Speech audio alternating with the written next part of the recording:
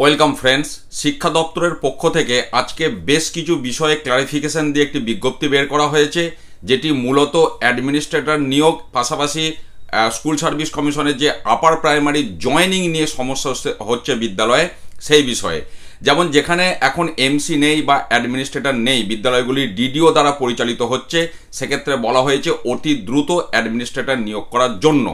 পাশাপাশি অনেক ডিআই জয়েনিংয়ের প্রসঙ্গে আপনার কল লেটার বা টেটের অ্যাডমিট কার্ড এই সমস্ত চাইছেন, সেক্ষেত্রে বলা হয়েছে এরকম চাইবার কোনো জিও কিন্তু নেই। এছাড়াও যে ছোটোখাটো মিস্টেক সেইগুলির বিষয়ে বলা হয়েছে গুরুত্ব না দিতে, সেগুলি স্কুল সার্ভিস কমিশনকে ইনফর্ম করলে তারা কারেকশান করে দেবে। এরপরও যে বিষয়গুলি সামনে আসছে, যেমন ধরুন ভ্যাকেন্সি, যেখানে ভ্যাকেন্সি নেই অথচ ক্যান্ডিডেট এসে যাচ্ছে, সেক্ষেত্রে বলা হয়েছে জয়েনিং করাবেন না, সেটা এসএসসিকে জানাতে। পাশাপাশি এটাও বলা হয়েছে যে আপনার হয়তো রিজার্ভ ক্যাটাগরি টিচার এসেছে কিন্তু আনরিজার্ভ ভ্যাকেন্সি রয়েছে, এক্ষেত্রেও বলা হচ্ছে এসএসসিকে ইনফর্ম করার জন্য।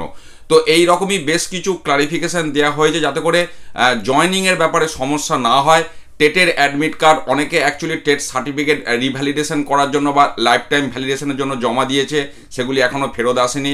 তো এই সমস্ত বিষয়গুলি রয়েছে। এছাড়াও আরও একটি গুরুত্বপূর্ণ বিষয় যেটা অনেকদিন আগে থেকেই চলছে, যে আমরা জানি এখন শিক্ষিকাদের যে নিয়োগপত্র সেটি দেয় মধ্যশিক্ষা পর্ষদ, স্কুল নিয়োগপত্র দেবে এমন কিন্তু জেনারেল কোনো ইনস্ট্রাকশন আসেনি। তো সেটাও এখানে বলা হয়েছে যে মধ্যশিক্ষা পর্ষদ নিয়োগকর্তা হলেও আপার প্রাইমারির যে রিক্রুটমেন্টটা চলছে এদের অ্যাপয়েন্টমেন্ট লেটার কিন্তু বিদ্যালয়ই দেবে, সেটাও এখানে পরিষ্কার করে দেওয়া হয়েছে। অর্থাৎ যাতে করে এই যে একটা দীর্ঘদিন পর আপার প্রাইমারির যে নিয়োগ প্রক্রিয়া যেটা চলছে, সেটা যাতে কোনোরকমভাবে সমস্যার মধ্যে না পড়তে হয় শিক্ষক শিক্ষিকা, এমনকি যে বিদ্যালয়ে জয়েন করাবে প্রধান শিক্ষক শিক্ষিকা বা টিআইসি পাশাপাশি ডিআই, কোনো এন্ড থেকে যেন সমস্যার মধ্যে কেউ না পড়ে তার জন্য বিজ্ঞপ্তি দেওয়া হয়েছে, যাতে করে সেই বিজ্ঞপ্তির পরিপ্রেক্ষিতে কাজ করলে কি হবে, ভবিষ্যতে আঙুল তোলার জায়গা থাকবে না, সেক্ষেত্রে বিজ্ঞপ্তিটাকে হাতিয়ার করে একটা বলার জায়গা থাকবে যে হ্যাঁ এই কারণে এই করা হয়েছে, এরকমই একটা বিজ্ঞপ্তির প্রয়োজন ছিল।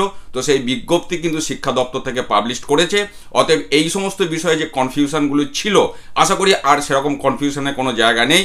এছাড়াও যদি এমন কিছু বিষয় সামনে আসে যেটা সত্যিই জটিলতা সৃষ্টি করতে পারে, সেক্ষেত্রে স্কুল সার্ভিস কমিশনকে জানাতে হবে বিষয়টি, তারা সেই মোতাবেক পদক্ষেপ গ্রহণ করবেন।